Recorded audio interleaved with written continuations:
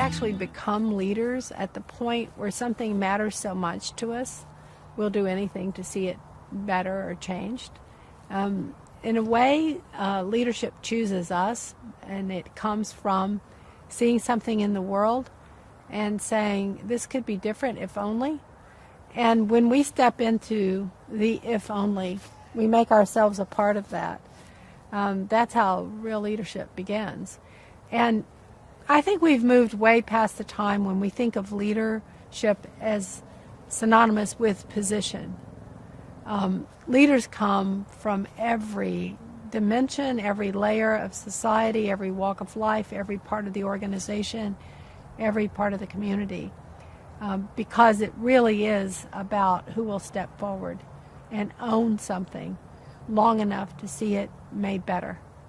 I spend a lot of time looking for leaders that are willing to work with a blank sheet of paper. Most of the things that we have to do now in the world, there's not a map.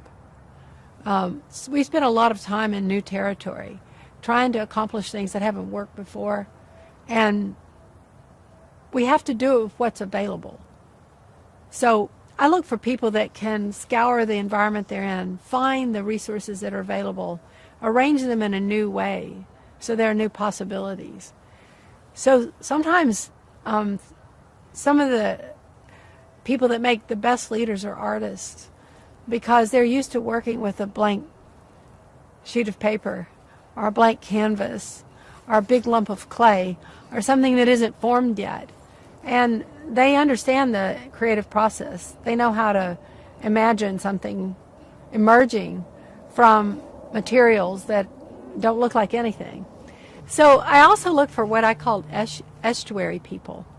You know, when we have species that thrive in the ocean, and we have species that thrive in freshwater. And then there are estuary people.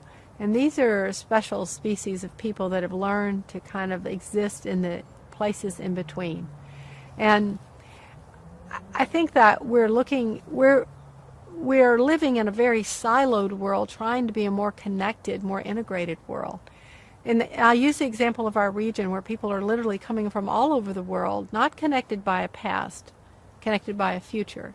So there's this great need we have to come together so that we can conceive of a region of economic opportunities, of society, of communities, of neighborhoods that include everyone. So when you consider the people that have had to live on the boundaries, on the edges, in the between spaces, connecting this culture and that, this history and that, this way of life and that. These are the people that are really and powerfully important as leaders now, because they really understand what life's like at the border. And I think we can all be that in a bit if we're willing to suspend what we know, how we've lived, how we've done it, to consider the range of possibilities that are coming out of these associations that are possible now across the world. And one of the beauties of coming here for me is it gives a chance to reflect on where I've seen success, where I've been a part of successful projects or programs or initiatives. What is it about that I would share with anyone else? The how-to is not worth sharing, because how we did anything yesterday won't really work tomorrow.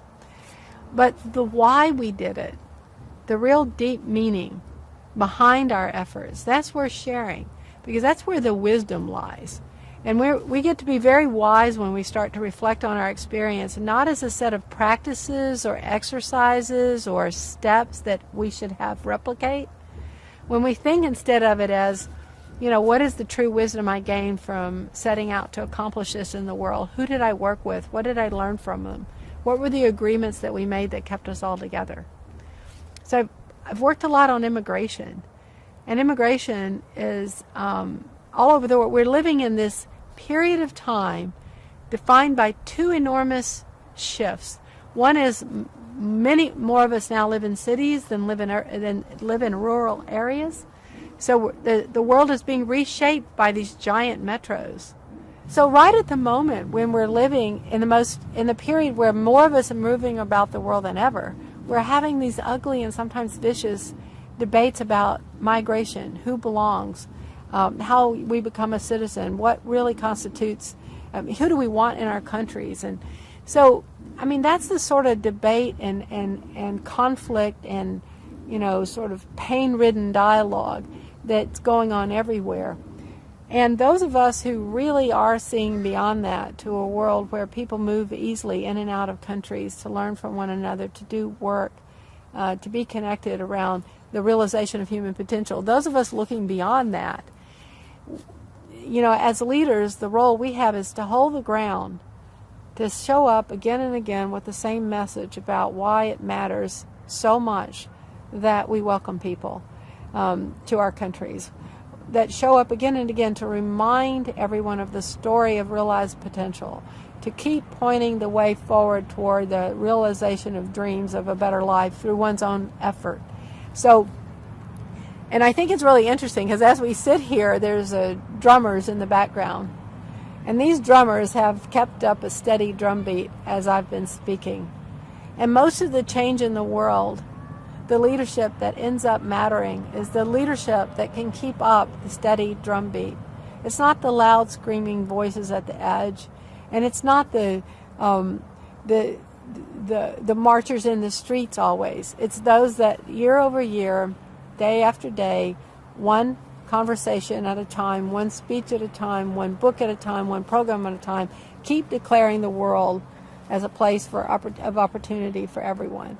So when we keep putting that out there again and again in everything we do, step by step, it paves the way. So I think it's no accident there's some great drummers, and we should just remember that whatever we're doing, it's the slow, steady drumbeat that really matters. I think the leadership that matters most is in the world where things aren't as defined and we face enormous disruptions and the pace of things has really increased.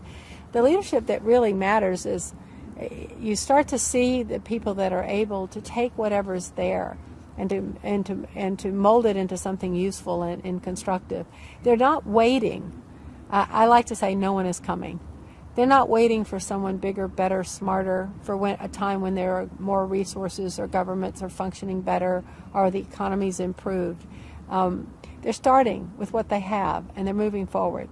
The second thing that really turns out to be very, very powerful, leaders who pay close attention to the quality of their relationships. People that are willing to tend the friendships and connections that they've built over years so that trust is maintained.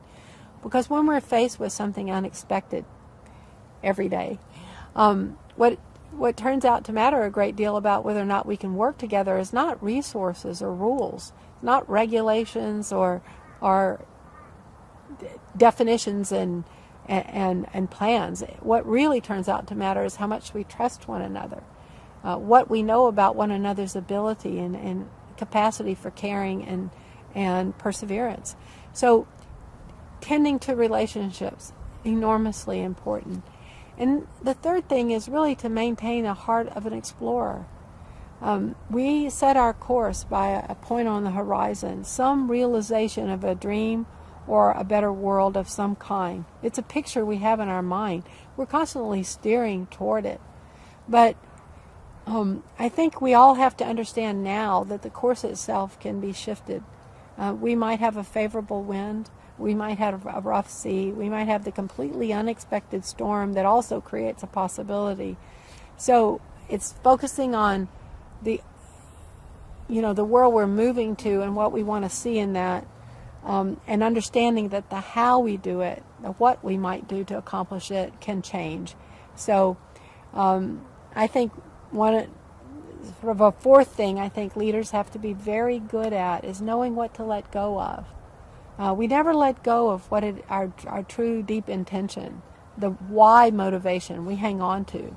But the how, sometimes how we did it yesterday, it might have worked beautifully, but that doesn't work anymore. And we have to be willing to hold a funeral for the thing that was glorious and wonderful, but it's ended. And then we have to let go of that and use what we've got to create a new way forward. So I think it's all about the leaders who want to make the world a more connected place where people realize potential through their own efforts, where no one's marginalized, where no one's left out of the equation. So that's the world that I live in. That's the people I work with, and that's my purpose, just for people to have an opportunity to use their gifts. My dream is of realized potential and the elimination of unnecessary suffering.